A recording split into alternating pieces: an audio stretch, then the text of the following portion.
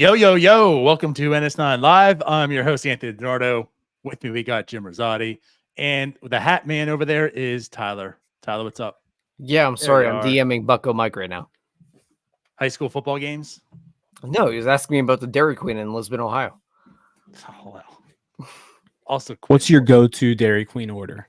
Ooh, coney dog with cheese and one of the blizzards. I don't know which one I would go with. It depends on the day. We all know DiNardo. DiNardo frowns upon Dairy Queen. He's an ice cream snob. DiNardo won't have. I just appreciate good things. That's all. He won't have a blizzard. Now, if I'm getting I won't say I won't have one, but I certainly don't. If a Cold Stone's nearby or like many other options, I'm choosing that. Dairy Queen is mid, gives it too much credit. But I will say, if I'm making my choice, it is a blizzard of peanut butter cup variety. I'm gonna go Oreo. I go back and forth between peanut butter cup and Reese's Pieces. Yeah, they're similar. It depends. You know, I got to go Oreo blizzard. So I'm typically a cookie dough blizzard kind of guy. Cookie dough's good too. That's fair. Yeah, I'm not a huge fan of Dairy Queen's food. Like if I'm going to get anything, it's like like their chicken tender basket, maybe. With the gravy. No gravy. No gravy. No. Interesting no choice. Yeah. Some ranch, side of ranch. You know what they used to have a s'mores galore, and it was a sundae with graham crackers, marshmallow, chocolate on top. It was the greatest thing I ever had. I don't think they have it on the menu anymore.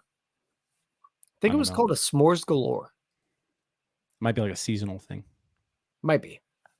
How often do you two get food there?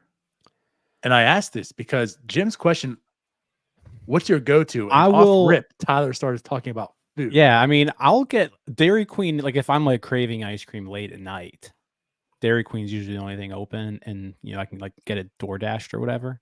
Sure. So I mean, I'll say like every other month I'll get Dairy Queen. Food though. Oh, food. Sometimes again, the reason I'm asking is because the first thing out of Tyler's mouth was to get the food and not even ice cream. But no, I'll say, I mean, twice a year I'll eat food from Dairy Queen. Okay. All right, Tyler. Full disclosure of my small town here. Here we go.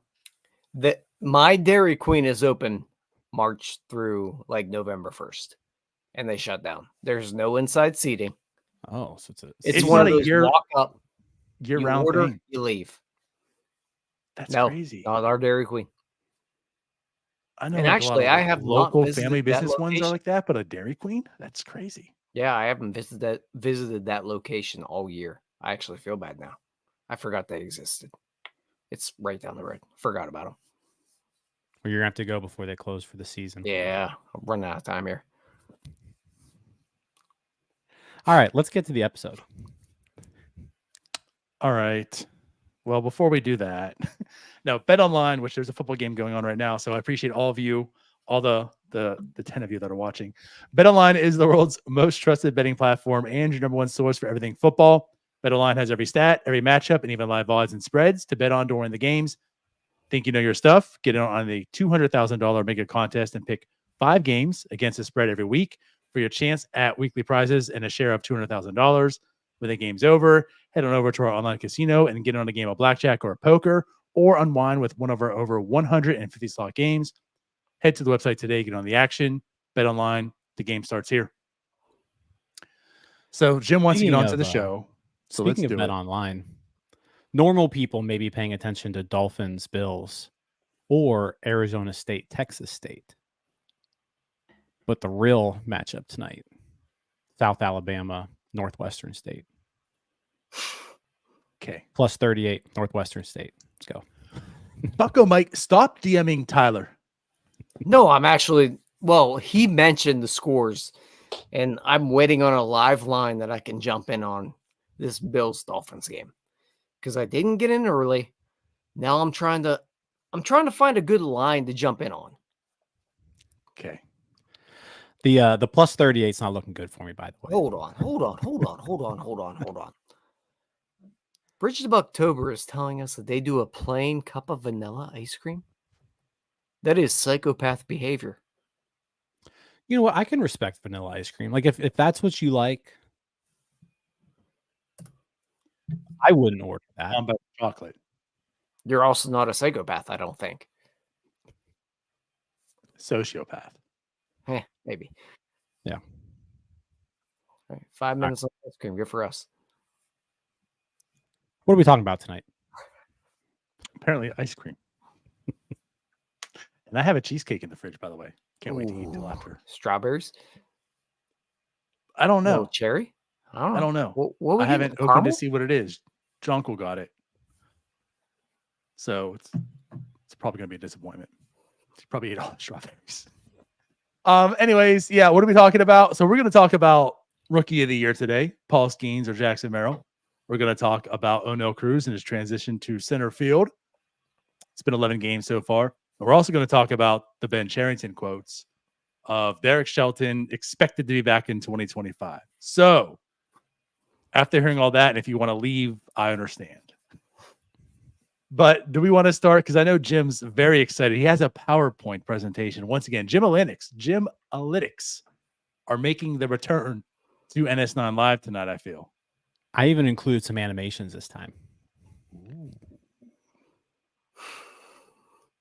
So, to appease Jim, stroke that sociopathic ego of his, let's go ahead and start with Paul Skenes or Jackson Merrill. And what I think is kind of funny is we discussed this when Jim wasn't on the show. It was just Tyler and I, because we're talking about like Paul Skenes and finishing out the year and how many innings he's going to have and what they should do with him. And I think we both were on that. It looks like Jackson Merrill's got this in the bag. At that point in time, Paul Skenes had a couple back-to-back, by Paul Skenes standards, not the best starts. Maybe he's wearing down. They're going to limit innings. This might be Jackson Merrill's to take. Well, we got something new to discuss. I mean, as of right now, Merrill is the betting favorite. His odds are going down a little bit, as of late. But yeah, I'm fully prepared for this conversation. I tweeted out the other day. I just don't understand exactly why this is even a contest. Like Jackson Merrill's having a really good season, but like there's nothing special about it. Whereas Paul Skenes is having a special season. Like if Paul Skenes doesn't win Rookie of the Year over a not spectacular offensive rookie season by Jackson Merrill, then like how can a pitcher ever win the award ever again? Doesn't like it wouldn't compute. But yeah, I've put some stuff together, not like damning evidence that it should be, one or the other, but yeah, I don't see why this is even a question for some people. I don't. Tyler? I'd like to see the PowerPoint. And do we just want to go right into it? I actually feel like I'm watching an episode of Dexter right now. Do we want to go right into the PowerPoint? Jim wants to go into the PowerPoint. Let's go, Jim. Yeah, let's rock and roll. All right. Ooh, look at this graphic. Look at this. I know. Did Cody help you with that? I didn't. I had no help with this. So if you're watching, why is the paper ripped twice in the middle? You know what? I don't know. I just picked the template. I typed in versus in the Canva search bar, and this was the first thing that came up. So yeah, so excited. So Paul Skenes versus Jackson Merrill. This is really what it's all about. Jackson Churio is also having a really good rookie season as well, but he's in a distant third place right now. But let's kind of just break down these two. I want to talk about just the odds first. Ryan, our counterpart, made a really good point the other day. This was like 3 days ago. Paul Skenes was at 7-1 to win the Rookie of the Year, plus 700. And he feels like the recent change in odds is because a lot of people thought that, Skenes was going to be shut down or he was going to be put on this innings limit. Well, that's not happening. This was when he was 9-2 with a 2.13 ERA. He's now 10-2 with a 2.10 ERA. He's going to get probably 3 more starts this season as well. So The current odds on Bet Online: Jackson Merrill -400, Paul Skenes +250. So if you got in at 7-1, like Ryan told you to, pretty good value right now. Because just in those 3-4 days, it's gone from +700 to +250 for Paul Skenes. So he's inching closer and closer to Merrill when it comes to the betting odds. But yeah, respect over. He wasn't joking when he said PowerPoint. I've got a slideshow here. But yeah, these are the odds, and by all accounts, it doesn't make sense, you guys. Jackson Merrill, so lame. Jackson Merrill should not be favored to win the Rookie of the Year award. He just shouldn't be. So let's compare these two guys over just other rookie seasons from this entire century. We're going to go back to 2000, all right? And we're going to look at rookie years from hitters with 500 plate appearances or more, or 120 innings pitched. Jackson Merrill, he's having the 20th best season of a rookie hitter since 2000, 4.3 WAR. 15th best offensive season, 125 weighted runs created plus, 810 OPS. It's 43rd over that time frame. 23 homers. He's tied for 31st among rookies since the start of the century. 16 stolen bases, tied for 39th. It's nothing out of the ordinary. Like, we see seasons like this every single year. Every single year, we see a rookie do what Jackson Merrill's done. Sometimes we see it more than once. Paul Skenes, we don't see seasons like this hardly ever, or ever at all. He's got the lowest ERA of any pitcher this century who's a rookie at 2.10. His 32.3% strikeout rate is second only to Spencer Strider. His 0.99 WHIP is fourth this century, and his 200 ERA plus, which means he's 2 times better than average when it comes to his ERA. Second this century, behind only 2005 Francisco Liriano, by the way. Only person better. Ooh. Yeah. But as you can see, Jackson Merrill, nothing all that special. Paul Skenes, he's special. You had way too much fun with this. I did. You nerd. We're really doing this.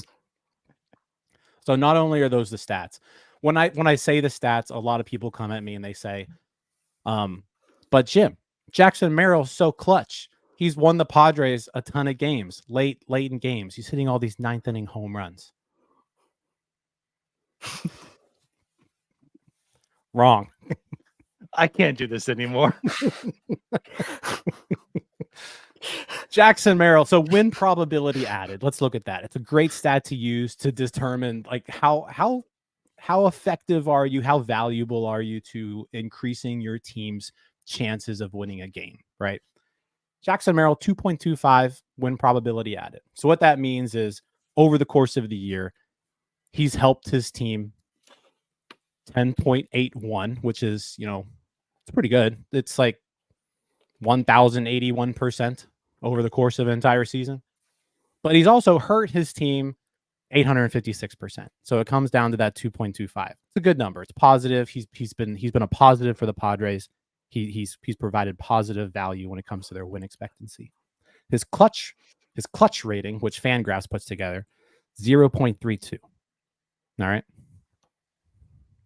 As Shane Gillis says, it's not bad. It's not bad. Is that what Shane I just said? keep waiting on these GIFs. Shane, friend of the show, didn't even realize that. Yeah, right. Paul Skenes, win probability added, 3.23. It's basically a whole 100% higher than Jackson Merrill. And the reason for this is just he hasn't hurt his team as much as Merrill. You look at the win probability added, the plus number, 10.81 to 9.13, right? It's not a whole lot of difference. Jackson Merrill has hurt his team a lot more than Paul Skenes has. Jackson Merrill has lowered his team's chances of winning 856% over the course of the entire season, whereas Skenes has just been 589%. And Skenes' clutch rating, 0.55. As Anna Kendrick says, boom. It's no contest. DiNardo, hold on, timeout. Who else says boom? Costco, I know guys. Who says boom. Boom. By the way, from the chat, Booth. Jim, which I agree, Jim Coach absolutely Booth. Hates that. So if you can send Jim all the videos on the Costco guys, if we could get everybody watching to just constantly send Jim boom from the Costco guys, I will be in heaven. Yes, you have two friends in you, in Tyler and I, just one enemy in Jim. Boom. That's it. That is my argument. I rest my case.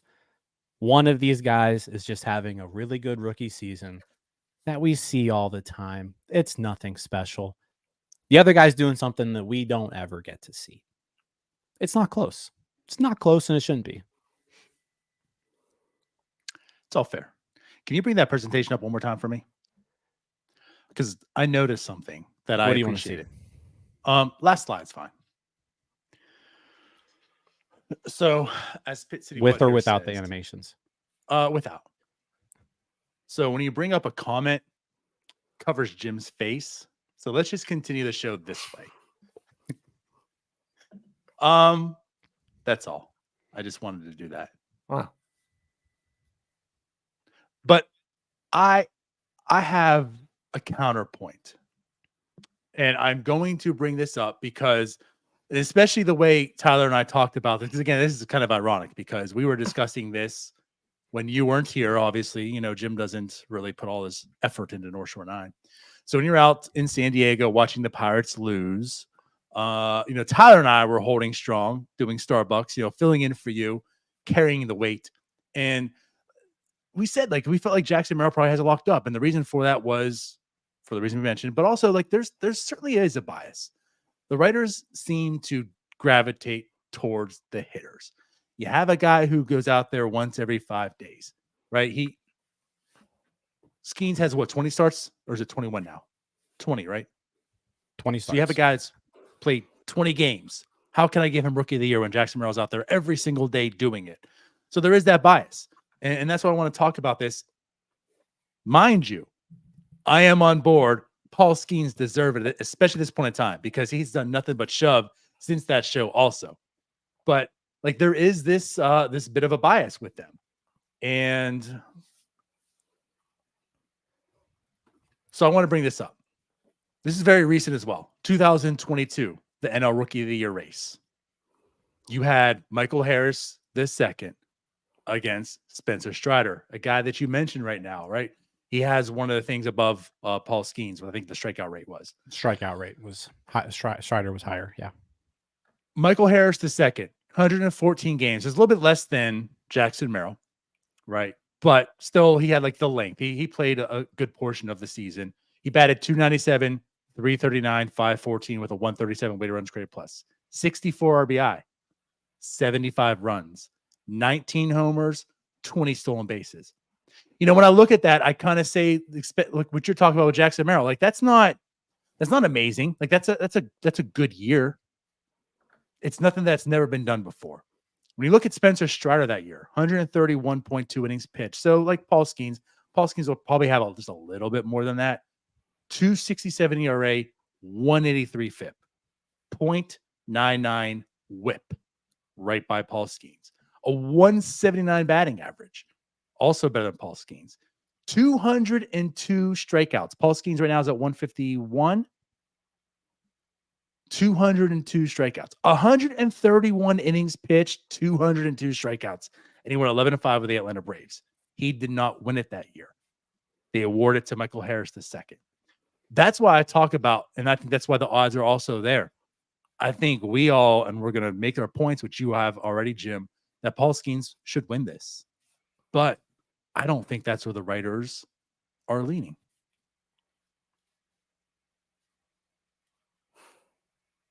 I will say this, like 4-1, like Michael says here, 4-1-2 double play. Strider's ERA was quite a bit higher than Skenes. So there is a big difference there. It was.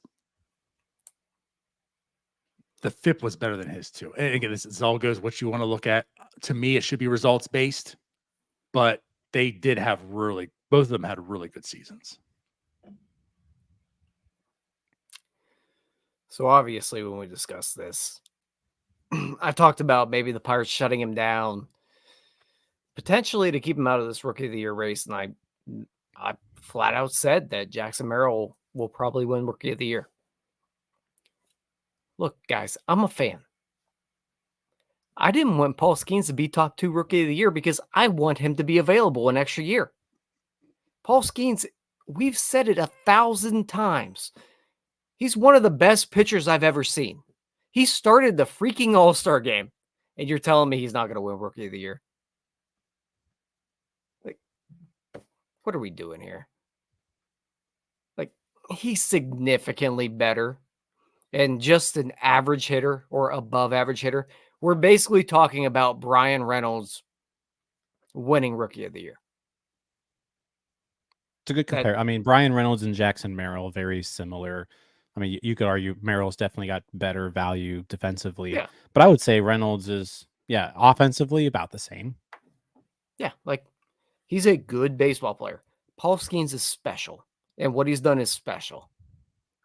And we're beyond the point of saving that year of control for the Pirates. So I guess I got to throw it out the window. And secretly in the back of my brain, I was campaigning like, maybe if he just comes in third, that'd be cool. Maybe we get an extra year with him. But no, like this guy is different. Jackson Merrill, he could be special. Paul Skenes is special right now. He should win.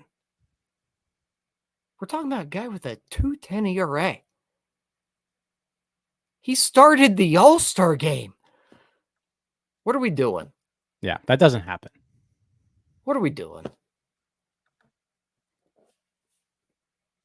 Right. So I want to add this caveat in here because, again, I think it is ironic. Go back to when you and I had this conversation, Tyler, and we were saying how Jackson Merrill probably has this in the bag.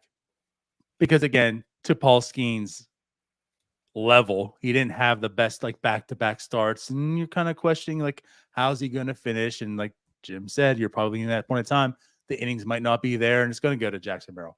Since we talked, Tyler, 22 innings pitched. He's 3-0 with a 1.23 ERA at a time. Like he's turned it up even more than what he was. So yeah, like then also you're talking about the ERAs also. Then he was also closer to Strider at that point in time. He's just gone like berserk since.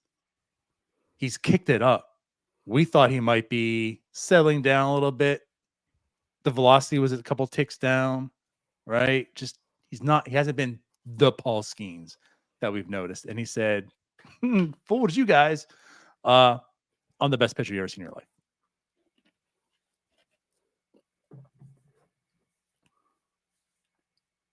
Yeah. Like I Bunch just of head nodders. This is going over really well with the podcast. I just don't see how. Again, I'm not discounting Jackson Merrill's year. Like I like Jackson Merrill as a ball player. I would love to have Jackson Merrill on the Pirates. I think he's incredible. I think he's going to have a really good career. Like the fact he's doing what he's doing at age 21, he's got a position change that he's dealing with. Like he's having a really good season. He's going to be a really good ball player. But like he's not doing anything that Stephen Kwan didn't do in 2022. He's not doing anything that Kyle Lewis didn't do in 2019. He's not doing anything that Corbin Carroll didn't do last year. Like rookies do what he's doing all the time. Again, not discounting what he's doing at all. Like it's a really good season. He's having the best season as a position player in the National League. And you could even argue Churio's coming on really strong right now. He's catching up to him. But like Merrill's been really good this year. But again, you just talk about like the historical significance of what Paul Skenes has done. Jackson Merrill's he's having a really good rookie year that a rookie has basically every year. This is nothing special, nothing out of the ordinary. We see rookies do this every single year. We don't see what Skenes is doing ever. Like it's no contest for me. would I be fair to say that if the new incentives weren't put into place, maybe we, at least us, would be campaigning more for Paul Skenes as Rookie of the Year? No. You don't think so? No, I don't think so. I Because want it's it both. still in the back of my mind that I want him one more year. Like, Well, yeah, It's but I not think we're happening. past This thing. that point. Like we're Let's- past that point. That's no, not but let's. happening. Well, a month ago, I was trying to. I I wanted to think rig even the thing. like a month ago, he was still top 2. Like there's, Right. we are well past the point that he's gaining a full year of service time. Dude, I was ready to. A month storm the ago, Capitol. you had the Rig the argument election, maybe don't care. Fitzgerald can sneak in there, maybe Jackson Chiro, but again, like at this point in time, that's long gone. Yeah. He's top 2 for sure. Yeah. But we are at a point where like he's like he's at the very least a top 5 pitcher in baseball. At the very least. Mm-hmm. And that's if you're really splitting hairs. Yeah. What are we doing here? It shouldn't be a question. And top 5's being extremely Right. like, safe. Like Right. it's top 5 and it could potentially be top 1. Yeah. Whereas you look at Merrill, and again, I think Jackson Merrill's having a great year. Jackson Merrill's having a top 25 season, in Major League Baseball. But it's not 1 or 2 or 3 or 4 or 5, and it's not even close to any of those. Jim, I think you said it though about Merrill and how often we see this from hitters. How often do you see this from a pitcher like this? It's once a decade at the most. You don't. Yeah. At the most. Like maybe go back to Strasburg and then maybe at some point before At the that. least. Well, whatever. Words are very hard. But you know what I mean? Yeah. It doesn't happen very often. The Merrill season, it's very good. Love to have him. It's not the same. So I wanted to get that stuff out because again, like that is the argument of not voting for Paul Skenes. And I use that 2022 NL Rookie of the Year because there were some similarities there. And again, like Michael Harris took a large chunk of the first place votes. Like it wasn't even really all that close. So again, like that's what I don't want to say worries me, but when the odds are still in Jackson Merrill's favor, I can understand. Now that's not finished, right? If Paul Skenes is still doing what he's doing and Jackson Merrill continues his path, I think at the end of the day, it could be very well, okay, this is Paul Skenes now. But I guess I can understand right now why maybe it's leaning towards Jackson Merrill. But again, that's not my personal opinion because I agree with everything that you guys are saying. I mean, again, like Paul Skenes just set the record for the most strikeouts by a rookie pitcher in Pirates since 1900. Like the stuff that he is doing is like the first time in MLB history that you're seeing it, right? Or the first time since these historic pitchers, have done so. And he's doing it at a rookie level, not while they were in their prime. I'm 100% with you guys. He's doing stuff that no one has done before.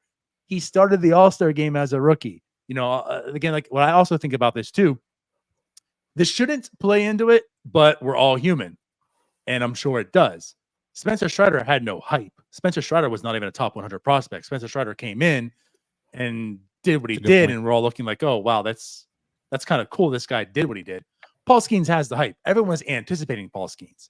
Everyone couldn't wait for him to make the start, and he did. And I think the hype also helped him become the all-star starter.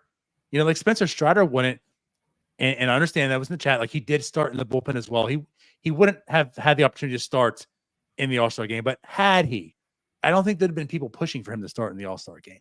I don't think it would have been national media and podcasts or whatever that, hey, get Paul Skenes or get Spencer Strider to start in the All-Star game. There was for Paul Skenes because he comes with this hype. Everyone understands this is a historic situation. And I think that can help him. As long as he finishes the season where he needs to, he has the innings. I think he will win it. I would take, if I'm a betting person, what Ryan talked about with the odds and stuff on Paul Skenes also, especially right now. Again, I understand, I think right now why it's maybe leaning towards Jackson Merrill.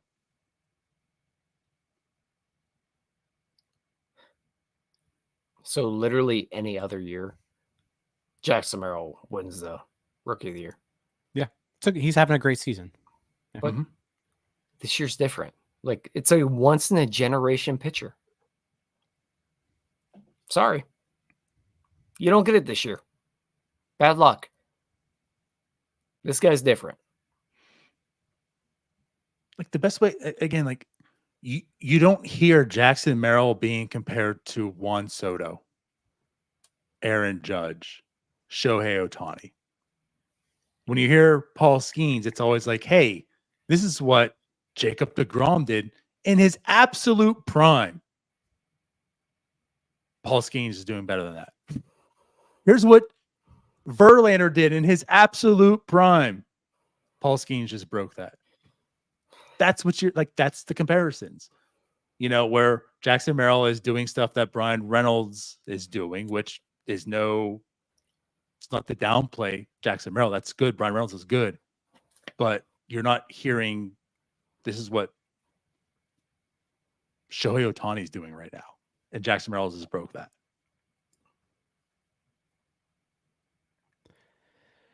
Yeah. I mean, I guess we're probably biased.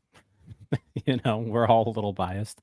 No, this is very level-headed. For any Padres fans watching this, you're all silly and dumb and stupid. And whatever argument you have is biased and it's dumb. Yeah. And like Murphy keeps saying the age. We're not talking about age. We're talking about just like productivity level. That's all we're saying. Like Jackson Merrill is having a Brian Reynolds-esque season. Yeah, he's younger. And I think he's going to be a better player than Brian Reynolds. Mm-hmm. But you can't compare these two seasons. I mean, I guess we just compared them, so you can compare them. But I think when you compare them side by side like that, one of them is special, one of them is really good. Yeah. And one of those is better than the other. Yeah. And the only way you come up with the other one being better than the other is when you add in a stat that doesn't actually rely on results, which is Fangraphs WAR. Yeah, you go to Baseball Reference WAR and Skenes is he's significantly better. Yeah. It's like 5.3 versus 3.7, which is actual results based. Right.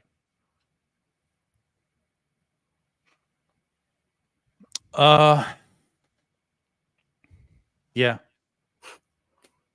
Just I don't want him to win. I'd rather him not be in the top two.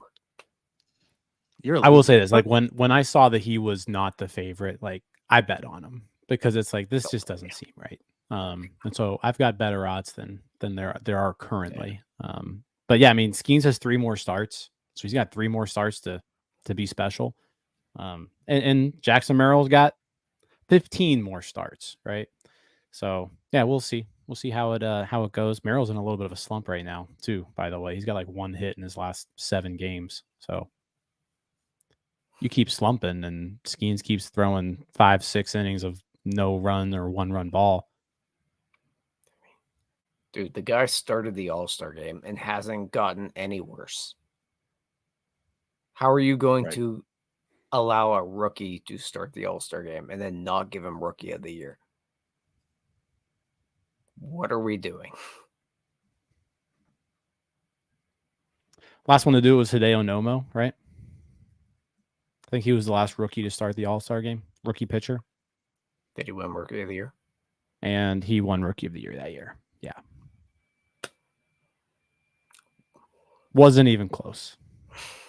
Yeah, it was a little close. Dante Bichette was Oh, and that was MVP. Well, Hold on. No, Nomo was 1. Chipper Jones was 2. Okay. So Nomo. Good options there. Yeah. But then it was a pretty steep drop off to Kilvio Veras. Less good options. Yeah. Yeah. I don't know. Again, I think we're all in favor. It should be Paul Skenes. Jackson Merrill's no Chris Coughlin, though. That's for sure. Yeah. Like, this is a good point. Like, Parliament Film says there's only a debate because people see Merrill hit a walk-off homer more often than they see Skenes start and get highlights, right? So, you do see you see more Jackson Merrill highlights on just a day-to-day basis. But yeah, outside I Fangraphs might even war, argue that. outside Fangraphs war though, like there is nothing that makes you think Jackson Merrill is better than Paul Skenes. No, there's no stat out there. Right. Yep. And even like Fangraphs war is close. Yeah. Cool. So is that our argument? Are we done? Wasn't much of an argument. I guess we were just arguing with nobody. Well, because what we Paul do Skenes has best. been so darn good that Yeah. he has made it not an argument. It's just odd. I don't get it. Because like in my mind, the two seasons aren't comparable. And Paul Skenes is kind of on a media tour right now where it's like he's campaigning. Yeah, he is. He's been everywhere. I guess the other thing I'll add into this is the fact that when he did get called up, it was actually a lot sooner than like most of your like June call-ups. So like the innings aren't that short. Like Jackson Merrill came up day one. That's what benefits him. He's been here the whole year, so he can accumulate stats. Where your argument for Paul Skenes is, well, he only has 100. Like, how can I give someone rookie of the year only have 120 innings pitched, 130 innings pitched? I think if he would have caught up most years as a Pirate gets caught up, he probably would only have 100 innings by the end of the year. And then you can make that argument. It's only 100. It's still a small sample per se. So I think that's also playing in Paul's favor because the time he did get called up, it's not a full year, but it's pretty damn-ish close-ish. I mean, he's going to make 23 starts. So like it's not going to be – I mean, that's basically what most starting pitchers do over the course of a season because you got to account for an IL stint, at some point. Yeah, sure. I mean, that's fair. But again, like it's not 15. It's not 17. It's not like a Zach Duke run where it's like, well, that was amazing. I mean, that was amazing, but it's also I like this. Only a limited amount of starts, and he found out who he really was. I mean, Skenes is going to make the third most starts on the Pirates this year. Yeah. All right. So Paul Skenes has it. Suck it, Padres fans. The first time we can say that. All right. So I guess let's move on to that's actually a very similar transition here. We're going to talk about Oneil Cruz going to the outfield, much like Fernando Tatis going to the outfield, who, if you saw him make that play the other day, Jesus. But yeah, so Oneil Cruz now into the outfield.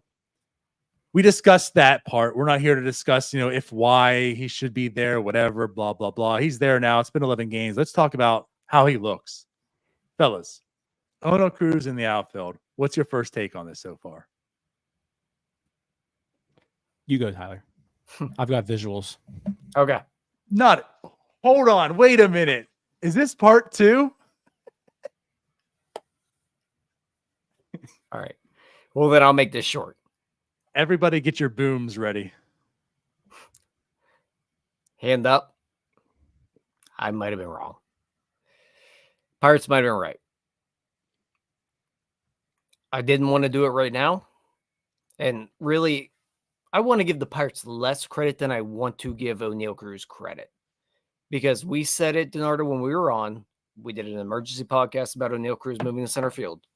And really the main takeaway was that Oneil Cruz, whether we like it or not, he has to buy in. Doesn't matter. You got to buy into the situation. It looks like he's bought in. And it's been like 11 games, but he's been really good out there. Like significantly better defensively than he has been at shortstop. I might have been wrong here. You won't hear me say it often. I might have been wrong on this one. Because right now he is flat out, he's been really good out there.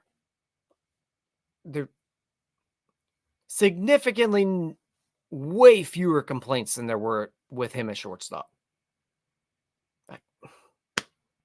Sometimes I guess they might know more than me.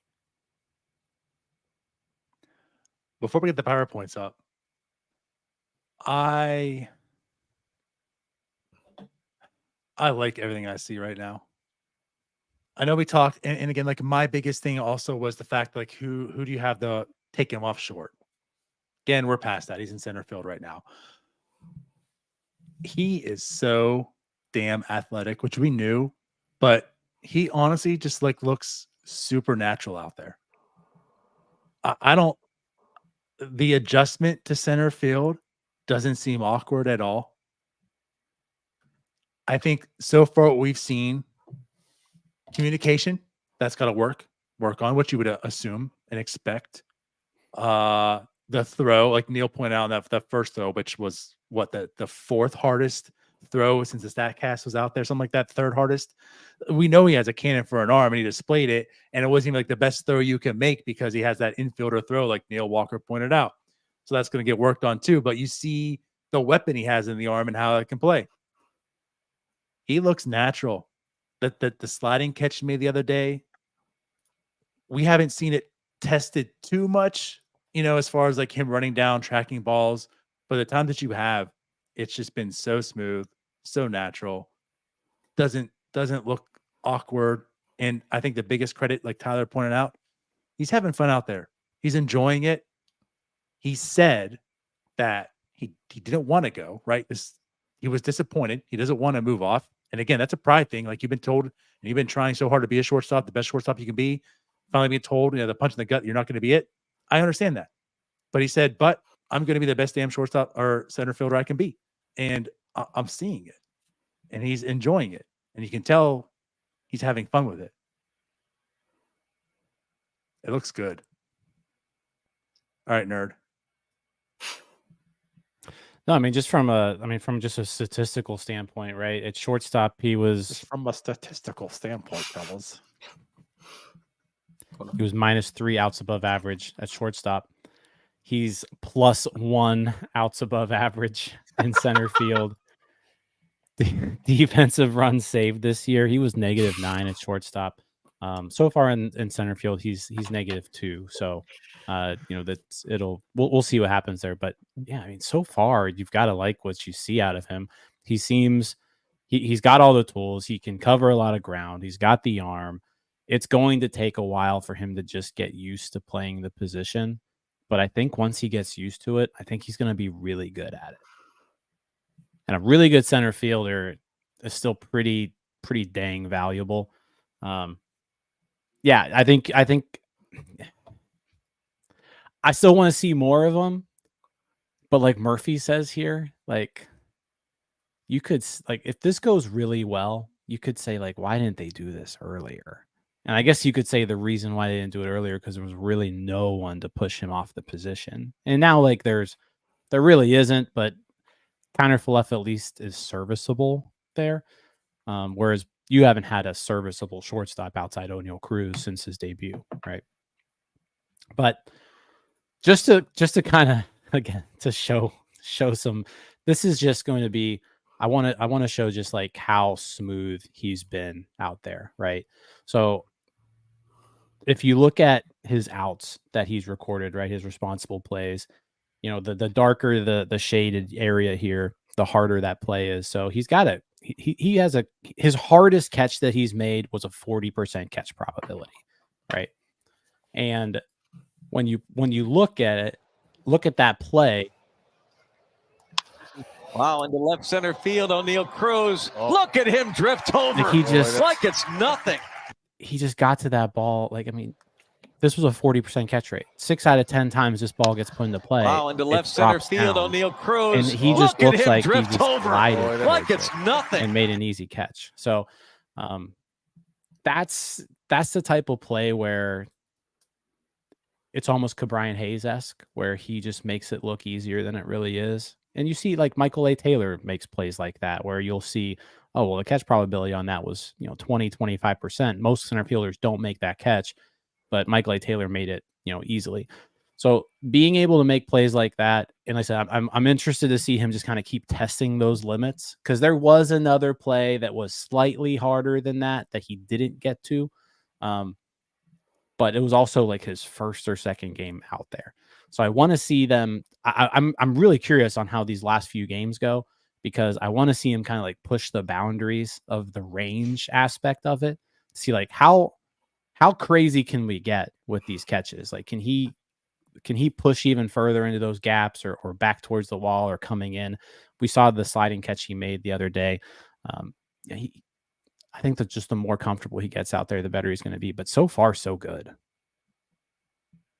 100%. Again, you're seeing the athleticism. And this is what we talked about with the part of drafting a bunch of middle infielders. They're usually very athletic. So there are going to be guys that you can probably take off and put in other positions. And yeah, like Oneil Cruz's athleticism is showing. And I think there was always the question, you can't just say he'll be a good outfielder. You can't just say move him off shortstop and put him in outfield because he also could be a bad outfielder. But I think it's safe to say you thought he could be a good, outfielder, and he's showing it. I think it's all going to come together. He's just too damn athletic. It's the situation like you said, Brian Hayes. It's very similar. Like he made that look so routine. He can make up. I don't want to say this comparison because that guy is still very bad in the outfield, but G1 Bay, like the thing about G1 Bay was he's so fast and athletic that he can make up for his mistakes. That's what Cruz will have also. He's not a natural outfielder, but his athleticism will make up for his inefficiencies until that comes together. And that's what's showing. So like you said, that he caught that. It wasn't even a diving catch. He just ran it down 6 times. It's not even caught. Brian Reynolds doesn't get to that. And that's what we talk about, like errors and fielding percentage. Like you can't just always go off of that because that's the difference. Oneil Cruz makes that catch and makes it look routine. Brian Reynolds doesn't even get there and it's a hit. Yeah. So like it's been 98 innings with Oneil Cruz in center field.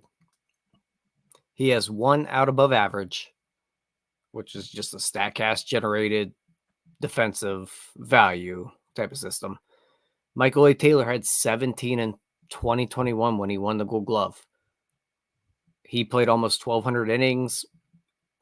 I love extrapolating the whole small sample size here, but Oneil Cruz is on pace to have 12 outs above average. And he just learned the position like 3 weeks ago. Tyler's literally on the, hey guys, it's April 13th, and Brian Reynolds is having a 13 WAR pace season. But it puts it in perspective. You would rather a number be good than bad. And so far, really though, when you look at it in that perspective, he's been pretty good out there, and you have to imagine he's only going to get better as he continues to buy in and just gets used to reading baseballs off the bat in that aspect. And you mentioned G1 Bay and why that would be similar, but I think it's been really impressive. The difference of them is that I feel like Oneil Cruz has done a really good job of reading the baseball in general. And his first step has been really good. And maybe that's just because he was at least competent at shortstop and G1 Bay never could be. But the first step has been excellent, I think, from Oneil Cruz. And I think he's just going to get better. That's a really good point because that's looked really good.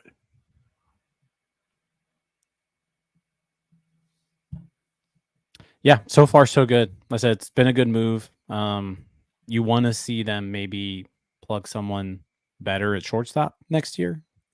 I have a feeling they're just going to roll with Isaiah Kiner Falefa, which I wouldn't prefer to do, but I have a feeling they're going to do that. So, yeah, we'll see. But I mean, a center fielder who can hit as well as he can and who has the potential to hit even better than he is right now, and if he can be a plus defender, I mean, you're talking about a very valuable player. Yeah, I mean, hand up might have been wrong there because, like, thinking about it, of the value he might be able to provide based on what we've seen from him in center field, and him looking actually above average at this point, and us just thinking if he can just provide you average level defense at shortstop, the value there. Well, what if we can get just above average in center field? And I do think DiNardo brought this up a lot. I'm happy they put him in center field because he looks a lot better in center than he did in left. And maybe it's just the reads off the bat and the slice or the golf term fade that you see in the corner outfield position. It seems like he does a lot better job of reading it from center than he would in either corner position. Yeah, that's literally what I was going to go next with this. I'm glad you did. But again, like if anything, to Jim's point, like that's why you want him at short, because the value. He might not be the best defensively. I think he gets hit harder than he should. But regardless, because of the what he brings offensively, being at short, there's so much value in that than being a first baseman. So it's the same situation at center. If you can have that type of value, now albeit he looks like he might be a damn good center fielder defensively. So that increases his value. But right, like that's a defensive position. And if you can have that offense there too, again, just makes this. I'm glad they put him in center. It wasn't right field. Like they definitely got that part right. If this is a potential 30-30 type of guy, and even if it's not 30-30, but regardless, like you see what he's doing offensively since July. You see like how good he has been offensively. If he can provide you good defense as well, I mean, this is easily a 4-WAR player. He is a 4-WAR player. Yeah, basically this year. He basically is right now. Yeah. So, and that's your center fielder providing good defense. So, yeah, imagine with the good defense in center field, what he could be. Mm-hmm. I mean, honestly, I know it's 11 games. We're talking small sample, but is he right now outside of Oneil Taylor, statistically the best outfielder on the team? I feel like that might be true. I think it might be. I think Taylor was at like 3 or 4. He wasn't very high, but still, he was hands down. I think the best. But aside from that, Cruz might be the second best today. I can look it up real quick. We don't need to go going outs above. Are we just going outs above average? We could go through a whole list of it. Really, I'm pretty comfortable thinking that he is. So yeah, he's second best on the team. Michael A. Taylor 11, Oneil Cruz 1, Connor Joe -2, Olivares -6, Sawinski -7, Reynolds -12. Everyone else you go. 0. Yeah.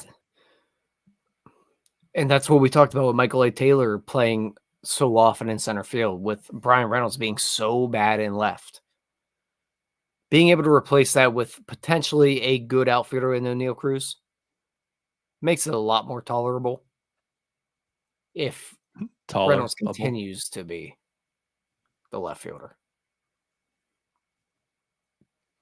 Yeah, he's been good. So like I said, yeah, outs above average, second best outfielder on the team. Boom. Boom. Boom. No doom. Boom. We're Costco guys. Jim is seething.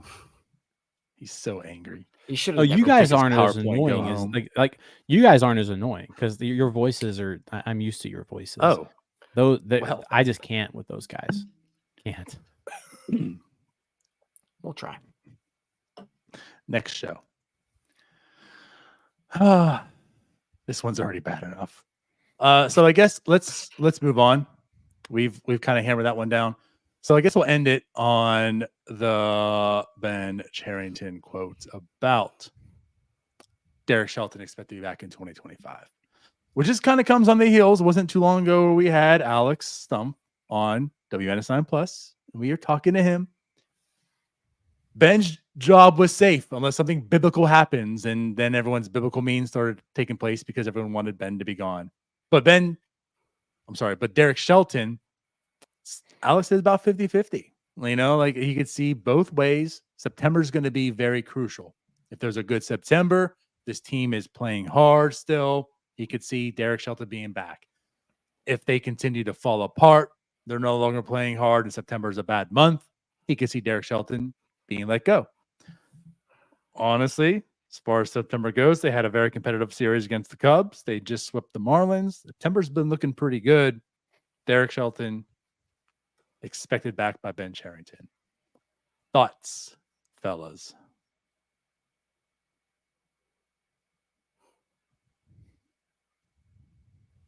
Exactly.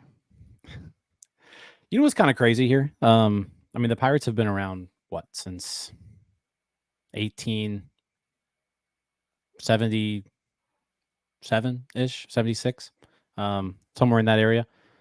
We could ask Drecker. He'll definitely let you know. I was to say, yeah, he'll make sure we have the right number. But it's been 150-ish years, right?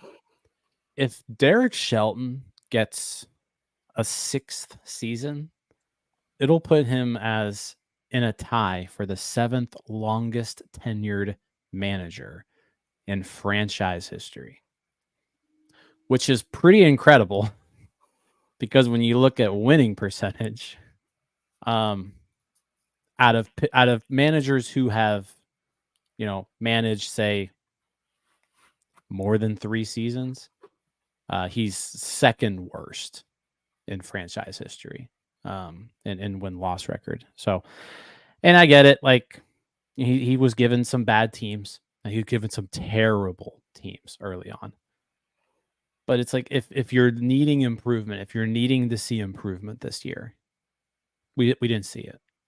I mean, unless this team just goes on some crazy run here to end the season and finishes, in this high 70s or like around 80 wins, that there was no improvement over last year. And if someone has to be responsible for that, like I keep kind of saying that you can't just keep doing the same thing over and over again. And I get it. Like, this is it's Ben Cherington's fault, right? Like, let's be real here. This roster sucks. It's Ben Cherington's fault. But if you're looking to make a change in how the trajectory of this franchise is going, you can't just do the same thing.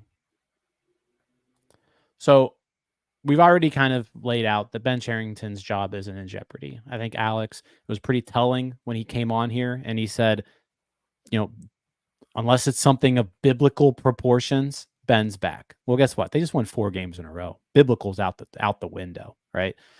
He's coming back. But he mentioned this is a really important month for Derek Shelton. I just don't see how you can continue along with just the same thing. And I don't think a manager makes too big of a difference. I don't think it does. But it's just a matter of turning the page. It's just turning the page to the next chapter. We've been losers for 5 years now. We need to stop being losers. And in order to do that, you need a new person leading your team. So he says the comments, he expects Shelton back. I don't say anything that Ben Cherington says. I'm not going to believe it. He's proven time and time again that he doesn't really speak the truth all the time. I mean, that's just being a GM. But like, I don't expect I do not expect Derek Shelton back. Like, Ben Cherington can say it all he wants.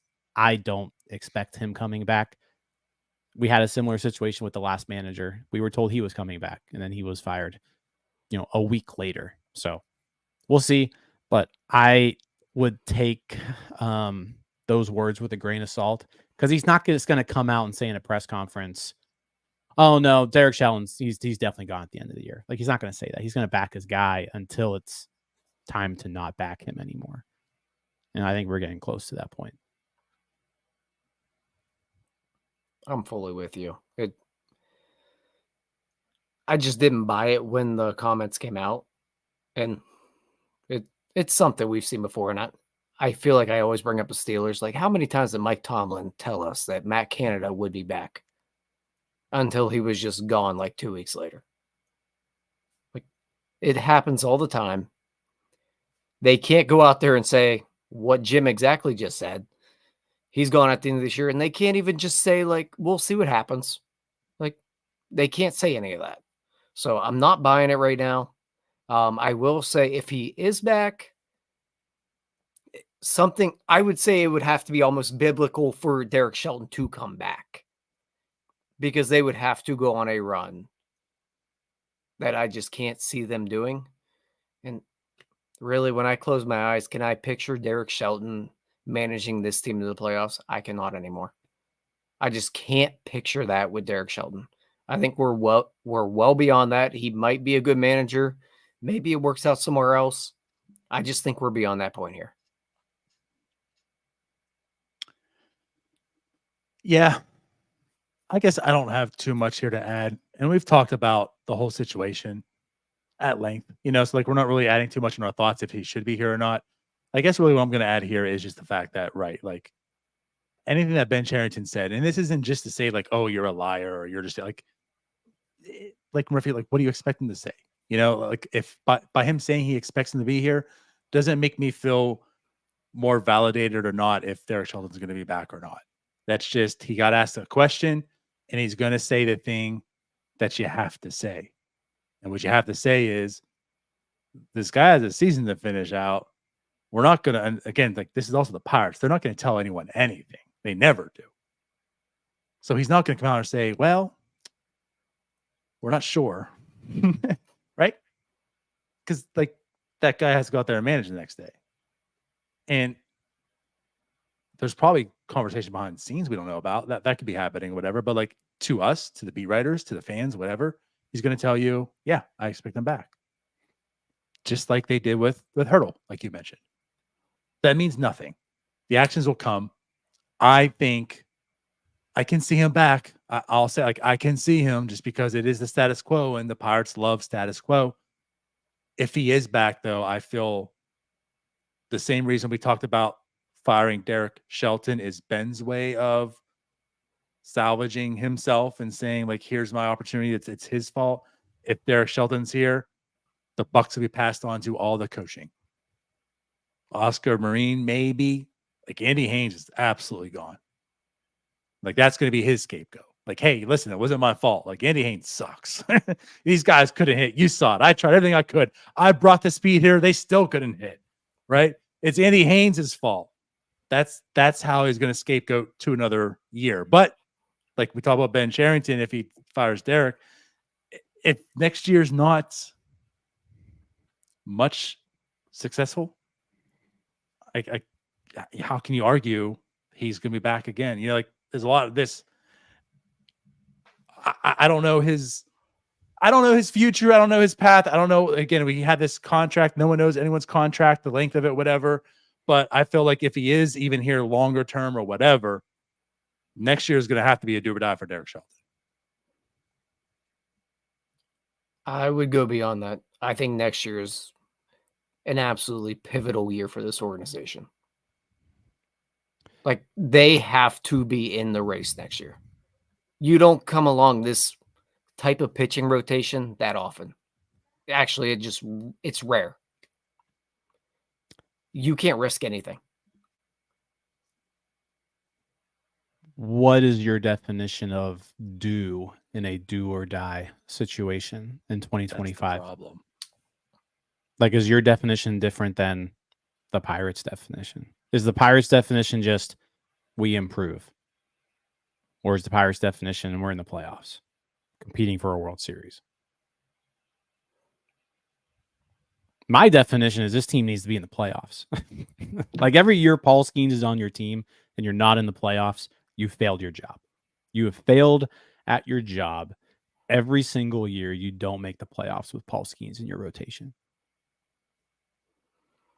Keeping him from postseason baseball is a fireable offense. The 2024 NL Rookie of the Year. 2024 NL All-Star Game starter. I mean, you're talking about the best pitcher in the National League. He needs to be pitching in the playoffs. And it's your job to help get there. So this year's already a failure. Like, not making the playoffs this year, failure. Because none of us thought Skenes was going to be this good. We thought he was going to be pretty good, but none of us thought he was going to be this good. None of us thought Jared Jones was going to be this good. None of us thought Bailey Falter was going to be this good. None of us thought Luis Ortiz was going to, like, a lot of good things happened with this team that we weren't expecting. A lot of bad things happened that we weren't expecting either. But again, that they all have to add up to postseason baseball. When you have a talent like Paul Skenes on your team, you can't waste it. Mike Trout. And what do we consider the Angels? Complete failures. Yeah. It's a very similar situation. You've got, Angels. You had the best player in baseball for a decade.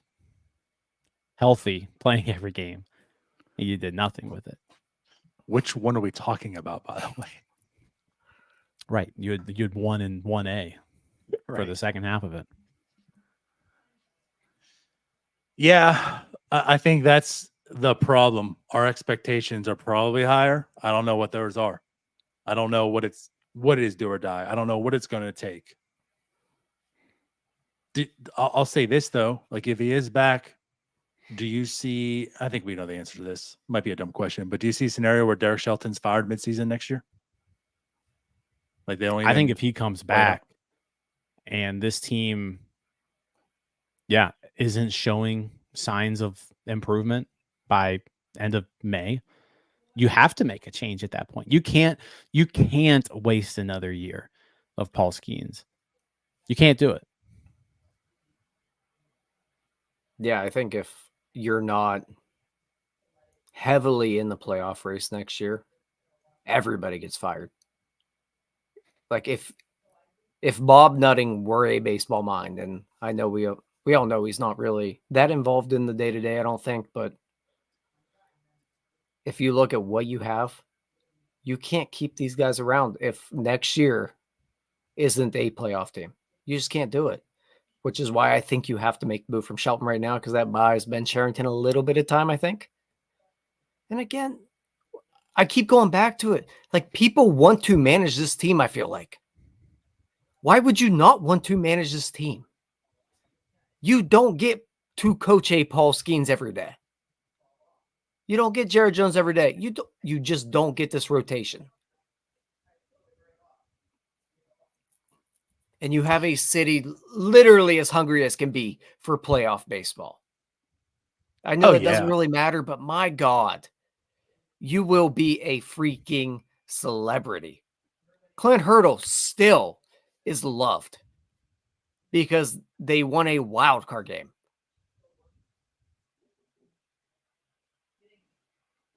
That's all a very good point. You can talk about the Pirates all day long. You'd be very negative on them. I get it. And a lot of that I think is in jest. But in all seriousness, but I'm saying, like, in all seriousness, well, people say, like, who wants to come here? It's the Pirates. Like, I get, like, it's the Pirates. But you know what? Like, if I'm a manager, you're exactly right, Tyler. Like, you don't get to manage a Paul Skenes every day. And there's also a Jared Jones, and there's also Mitch Keller, and there's a Bubba Chandler coming up. Well, Kutch is still here. As well. He's beloved. And the point you mentioned is absolutely fair. Like, you see, if you're able to do what you need to do, and this team is on the cusp, if it can be done right, you see how, I mean, again, like, look at AJ Burnett too. AJ Burnett was barely a Pirate, really, in the grand scheme of things. You would think he was here for an entire career. You know, he's been here for 20 years. He started and finished in Pittsburgh. Is how loved he is. It was how many seasons? You know, Clint Hurdle. Right. Like, what did he really do in the grand scheme of things? He's like up there with Leland, it feels like. Clint Hurdle, like, he won a playoff, right? But, like, it's true. I think this job is very appealing. And there would absolutely be people who want to come to manage this team. Might come down to, again, like, that part's easy to sell on. Then it's just the part of, do you want to deal with Ben and Bob? I get that. But there's plenty of people that would headhunt for Derek Shelton's job right now. And again, like, that's why I'm at the point where, like, let him go. Don't live in your fears. Well, we talk about like, we talk about making upgrades to positions, right, all the time. And it's like, if you can make an upgrade to the managerial position, you do it. And I think you're in a prime spot where you can do that. I think you're in a spot right now where you can attract someone who has a lot of experience, who's won before, and they're looking for a situation to walk into where they don't have to do a rebuild, right? But like you meant, like, whoever manages the 2025 Pirates is walking into a really good situation, whether that's Shelton or not. That manager is walking into a good situation strictly because of the starting rotation. Yep. Just to add one other piece to it. Good. what these are all, from as far as we know, like good guys in this team too. You're not also walking into like, oh, these personalities. I don't know if I want to handle this bunch of guys. Like, I don't have any. I don't think there's really any issue with anybody. Like again, like as a manager walking in, like this is a group of good dudes that we know of so far. Because we probably said that before, and it turned out to be too many good dudes. But I mean, there's Kutch, there's the guys that will Reynolds, be there's back Cabrine, next there's year. Paul. Okay, maybe. Yeah, because Bay's probably not lasting the offseason. Again, that's where I'm going with the core of the good. Bay's not a major leaguer, right? But again, like to almost a detrimental points, like they're all just kind of boring and just maintainable personalities. Yeah. As weird as it sounds, like they almost need like a Doc Rivers going to the Clippers. Just ignore the owner being terrible. Go get a real name and let him deal with it. Maybe I'm just saying that because I watched Clip recently. No, I think that's a good analogy. And like I think we've all talked about like the type of manager that we want. The type of manager that they should go after is that more experienced type who's won before. And there's plenty of names you can throw out there. Joe Madden, Francona, like those types of guys are who would want to come to this job, because those guys have never dealt with a rotation like this. Those guys never got to coach Paul Skenes. Joe Madden walks in here and he's like, it was easy for me when I had Jake Arrieta, so now I can go in here and get Paul Skenes. That's seems like a pretty good opportunity for me. And he's not even cheating. Right. So you probably have for longer than Arrieta. Hopefully. I also think it's a point where Ben Cherington needs to swallow his pride, because you're not looking for a guy that you can build. Go get an established guy. Because everything's that Ben Cherington has done to this point, I feel like has been, let me put my stamp on that. Go get a guy that can put his stamp on the team. But what's crazy is like the Pirates had already picked out Shelton. Yeah, that's what's so weird about this situation. Like Hurdle got fired well before Huntington did. So like Huntington was doing a managerial search. Yeah. Huntington was going to hire Shelton. Huntington got let go. Then you had Kevin Graves run things for a little bit. And it was like, Shelton's the guy.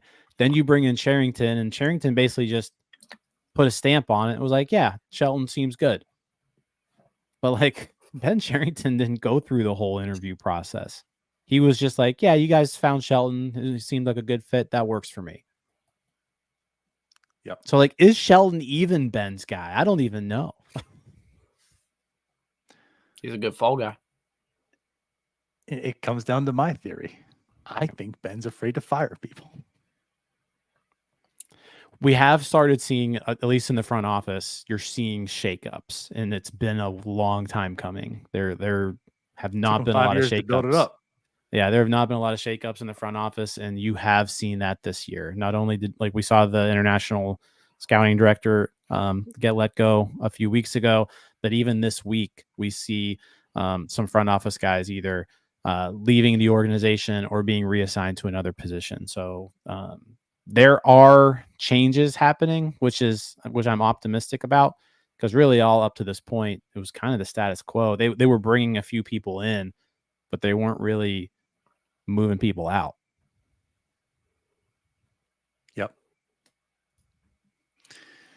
Yep. It's very pivotal. Like this entire offseason is huge for this team.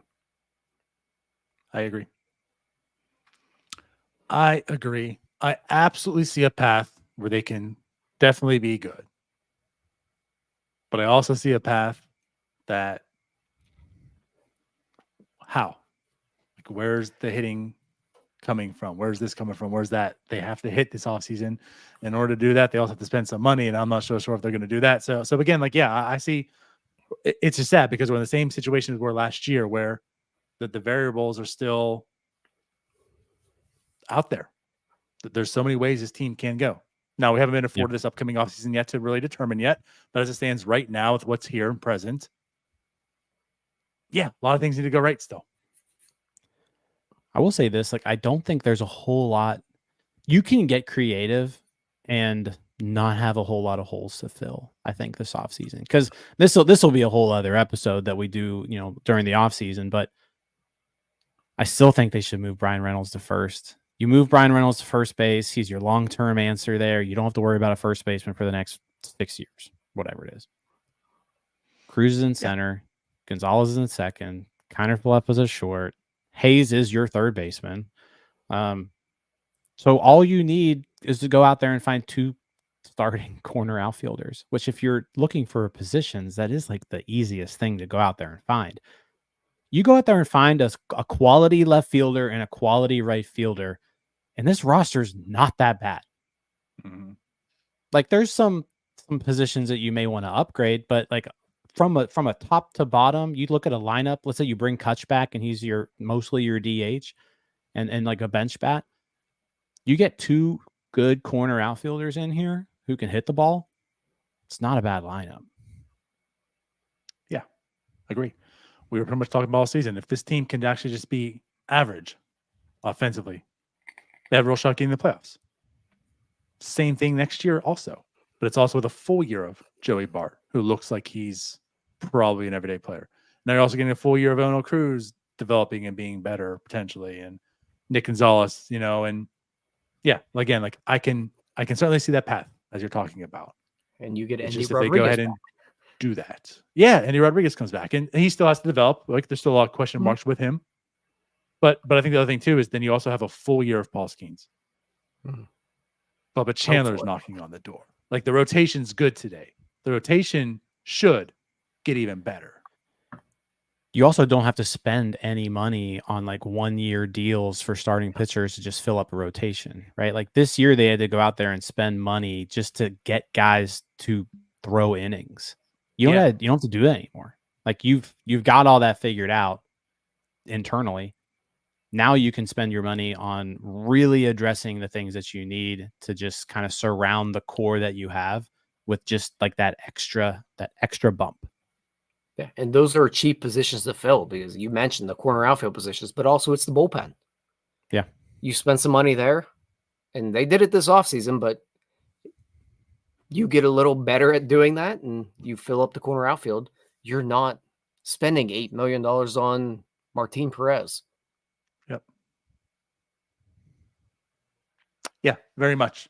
And there's also guys in the minors that could be bullpen guys too. That like there's so many options. They have so much pitching, so that helps. But all right, well, hey, it's been an hour and 18, as we always do. We good? Anything else we want to wrap up on? I think we touched on a lot of things that we're going to talk about for about 4 months. It's coming.